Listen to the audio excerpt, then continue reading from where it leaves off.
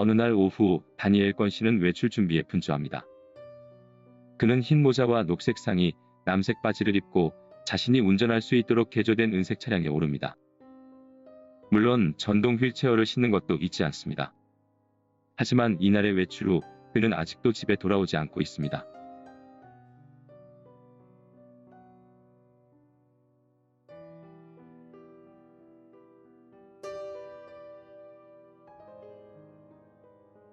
이틀 동안 아버지로부터 아무 소식도 듣지 못한 다니엘 권 씨의 딸들은 경찰에 신고합니다.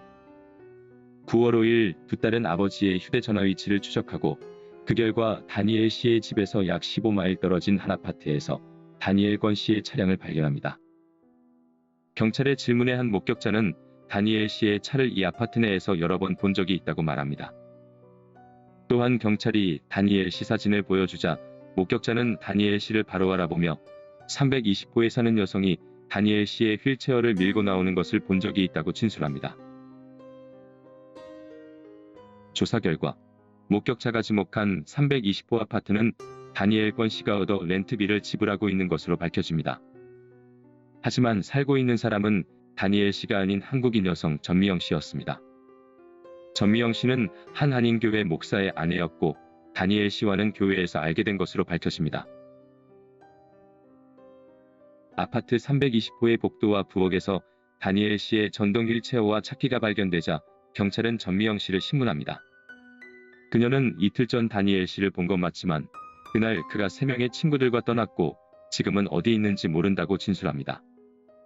하지만 다니엘 권 씨의 두 딸이 전미영 씨가 아버지 돈을 욕심내 아버지를 조종했다고 주장하고 이에 전미영 씨는 오히려 두 딸이 아버지인 다니엘 권 씨의 돈을 욕심냈다고 반박합니다. 경찰이 아파트에 관해 묻자 전미영 씨는 이 아파트는 다니엘 씨에게 밥을 해주기 위해 다니엘 씨와 자신이 같이 쓰는 공간이라는 애매한 대답을 합니다. 하지만 다니엘 씨의 두 딸조차도 여태껏 이 아파트의 존재나 쓰임에 대해서는 전혀 몰랐습니다. 전미영 씨는 또한 다니엘 씨와 자신이 이 아파트에서 만나는 것을 남편이 알게 될까봐 너무 걱정이 된다고 진술하기도 합니다. 전미영 씨가 다니엘 권 씨를 본 마지막 목격자였음에도 불구하고 별다른 증거가 없자 경찰은 그녀를 용의자로 특정하지는 않습니다. 실종 13개월이 지나도록 다니엘 권 씨의 행방이 묘연하자 경찰은 10월 16일 기자회견을 열고 실종 사건을 공개 수사로 전환합니다. 기자회견에서 경찰은 다니엘 권 씨가 실종된 후 그의 은행 계좌에서 큰 돈이 인출된 점을 밝히면서 이 점과 다른 여러 수사 결과를 토대로 다니엘 권 씨의 실종은 본인의 의지가 아닌 것으로 결론짓고 현재 다니엘 씨를 찾기 위해 모든 수단과 방법을 동원하고 있다고 밝힙니다.